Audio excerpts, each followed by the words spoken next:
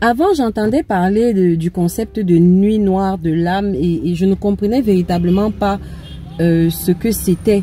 Jusqu'à ce que tout récemment, moi-même, personnellement, je vive ça et que je comprenne véritablement ce que c'est. Et donc, je vais partager un peu avec vous mon expérience de la nuit noire de l'âme, ce que c'est à mon avis et ce qu'on peut faire pour s'en sortir. Et donc, la nuit noire de l'âme, je l'ai vécu vraiment comme un moment où tu te sens complètement assailli. Moi, je me suis réveillée en sursaut au milieu de la nuit.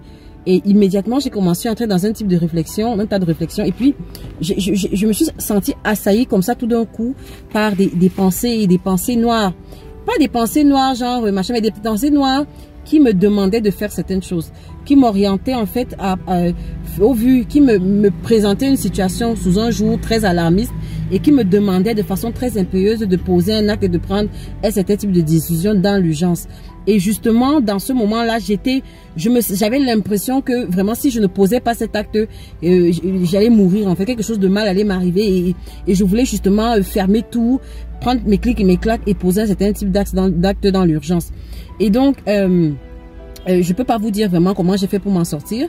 Je crois que c'est la grâce, mais je vous dis juste que je me suis dit, ok, je me suis souvenu qu'on ne prend pas de décision dans la précipitation et surtout pas dans l'émotion. Et donc, c'était une agonie. Puisque cette pensée-là me disait, j'avais cette sensation-là que comme je ne fais pas ce que ces pensées-là me demandent de faire, eh bien, quelque chose de mal va m'arriver. Jusqu'au petit matin, c'était presque une nuit blanche. Et puis quand je me suis réveillée le matin, ces pensées étaient là, mais c'était moins. Et puis, petit à petit, j'ai commencé à sous-peser les choses. Bien évidemment, de mon obédience spirituelle chrétienne. Pendant toute cette période, j'ai prié. Je peux même pas dire que c'était une prière, mais je demandais à Dieu, je suis confuse, qu'est-ce que je fais? Mais finalement, il y a un ensemble de pensées raisonnables qui sont venues, qui m'ont dit non, on ne pose pas des actions dans la précipitation. On fait des choses dans la grandeur et donc, tu as peut-être besoin de recul. Et effectivement, opposé à ça, je me suis rendu compte que finalement, c'était faux. Et c'est peut-être le lendemain que je suis revenue complètement à moi et me suis calmée. Donc, je pense que le principe le concept de la nuit noire de l'âme, ça existe.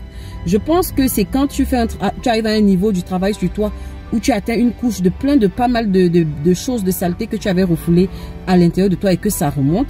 Et que justement, ça va te mettre la pression pour t'amener à poser un acte qui va te ramener en arrière. Et je pense donc que ce qui va t'aider, c'est justement le travail que tu as fait sur toi pendant tout ce temps. C'est-à-dire tout ce que tu as couché sur le papier, tout ce que tu t'es dit, tout ce que tu as prononcé, qui allait dans le sens de ton rêve. Et c'est ta spiritualité aussi surtout qui va t'aider. Donc, je ne sais pas pour vous, mais voilà mon expérience de la nuit noire de l'âme. Et voilà.